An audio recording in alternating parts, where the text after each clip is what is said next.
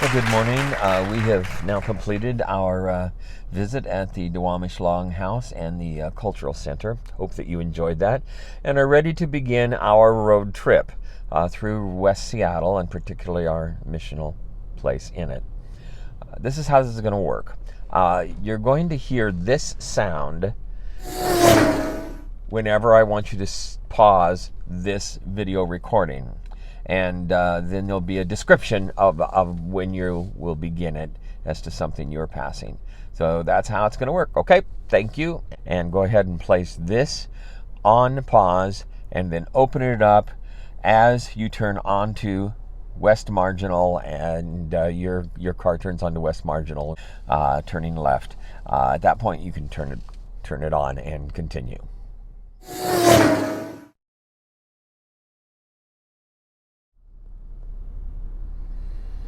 The first time I became personally aware in any experiential sense of the relationship between land and spirit, I was on a personal prayer retreat high in the Cascade Mountains in Oregon, near Sisters, Oregon, up, interestingly enough, on Mount Washington, up high enough where it was towards the very, very top of where the road goes. It was early spring, May of 2011. And there was a bit of snow intermingled with actually areas where it had been clear that there had been a forest fire. And there was pockets of forest fire, interesting enough, and then pockets of growth. So you had forest fire, growth, and you had snow. And those three things. I was sitting and laying against a tree. I was reading Richard Twist's book on One Faith, Many Tribes. And as I was laying my head back against the tree to pray, suddenly there was a woodpecker behind me about 500 feet that started pecking. So I continued Our Father. And then in about 10 seconds, another woodpecker in front of me to the east, or west rather, about 500 feet, started responding to the first woodpecker. And then that followed yet a third one to my left, about 500 feet south, and to my north about 500 feet, a fourth one entered in. And I was literally surrounded by 4 woodpeckers. I stood, I raised my hands to the sky, and I simply said, Father, how arrogant can I be? Forgive me. Turn this off and wait until the first icon, which will be 2 restaurants, and you can do it on either one. You pass either the Chelan Cafe or the Luna Park Cafe.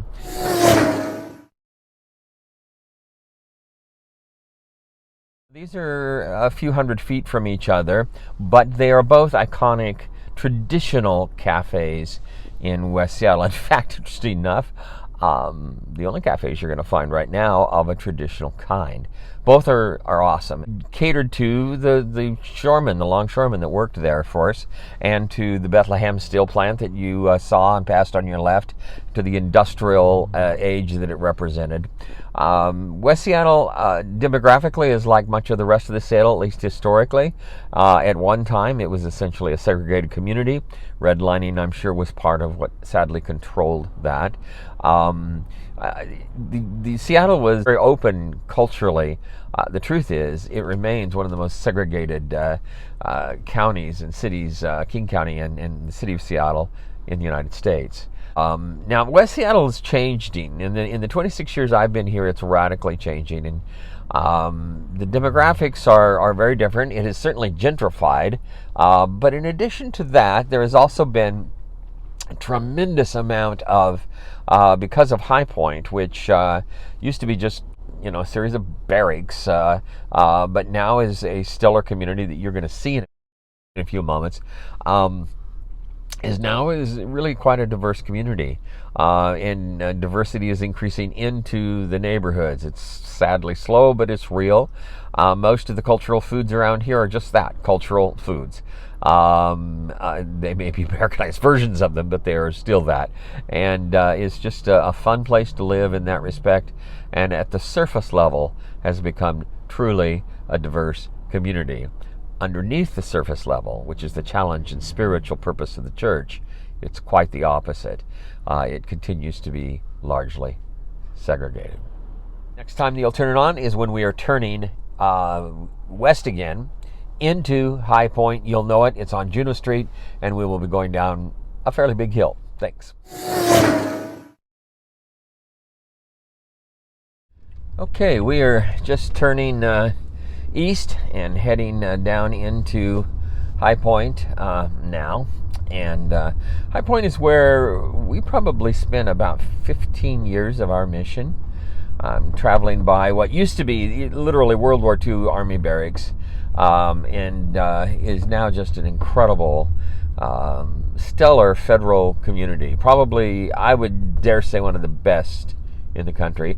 Used to have about 700 people that lived here, now has about 1,700 or more, though it feels far more spacious than it used to, with gardens and open spaces. You're going to see one, if you haven't already, as we're passing a huge pond here in the direction I'll take you. There's also play areas that you're going to see.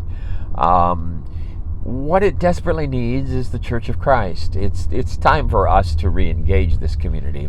But there was a number of churches, including ourselves, and a number of nonprofits, all doing Christ's work in different ways.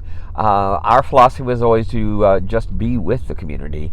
So whatever we're doing, whether it be Bible school or feeding, in terms of just having an open meal, playing baseball, inviting the community to come and join us, etc., etc., etc., was always premised on the idea that we were just neighbors and sharing. And that gave us a tremendous sense of heart for this community. We used to do a lot of prayer walks through here, etc. Seen in a few moments the neighborhood house, which is the most significant community center here. So the whole community is based on one concept: integration of economic and social levels. That is community. And I have always thought that was its prime purpose and its best gift. And be praying for it, please. As we come down Morgan Hill, and at the very bottom we're going to do a stop, a quick right that goes about 15 feet, and then we're going to turn left onto Fauntleroy Main Highway. And that's where you're going to want to turn this back on at that point.